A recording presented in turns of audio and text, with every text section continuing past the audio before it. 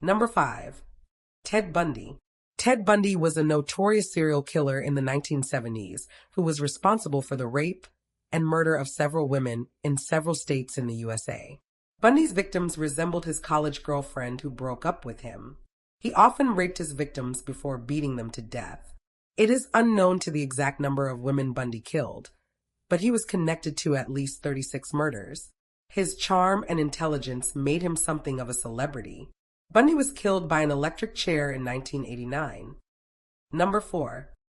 John Wayne Gacy.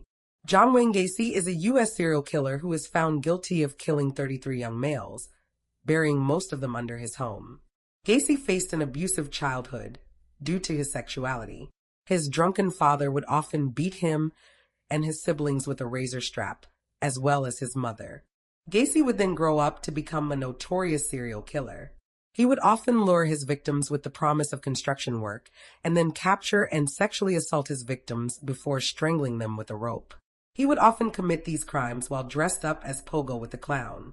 Gacy was found guilty of his crimes and was sentenced to death by lethal injection in 1989. Number 3. Andrei Chikatilo. Andrei Chikatilo was a former school teacher who was responsible for the murder of more than 50 young people in the Soviet Union. Chikatilo would often befriend young runaways for both sexes at train stations and bus stops and lure them into nearby forests where he would then attack and rape them and mutilate them. In a number of cases, ate the victims' sexual organs and removed the tips of their noses or tongues.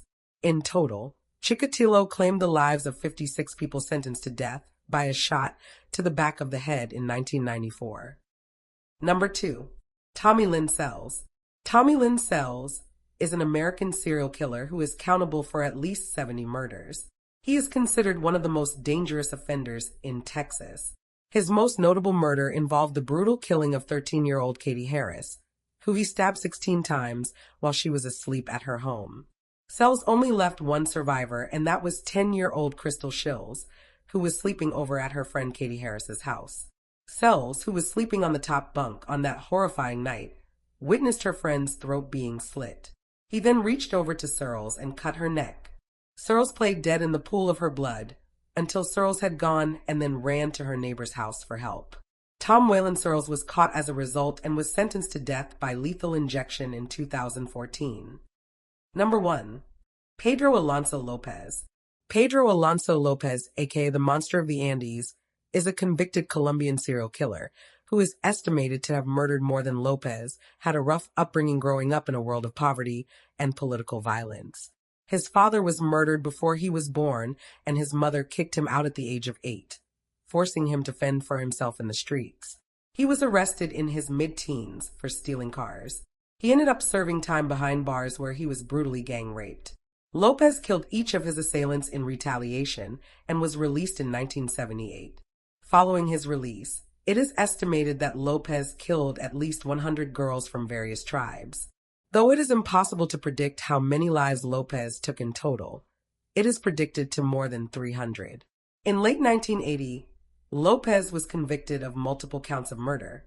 In a strange twist, was released from prison in Ecuador in the 1990s and was sent back to Colombia. There he was confined to a psychiatric hospital, and in 1998 Lopez was released, and his whereabouts are unknown to this day. You've just seen 5 of the most evil serial killers in history. But this is only the beginning. On 0 to 10, we uncover the darkest crimes, the most disturbing minds, and the stories most channels won't touch.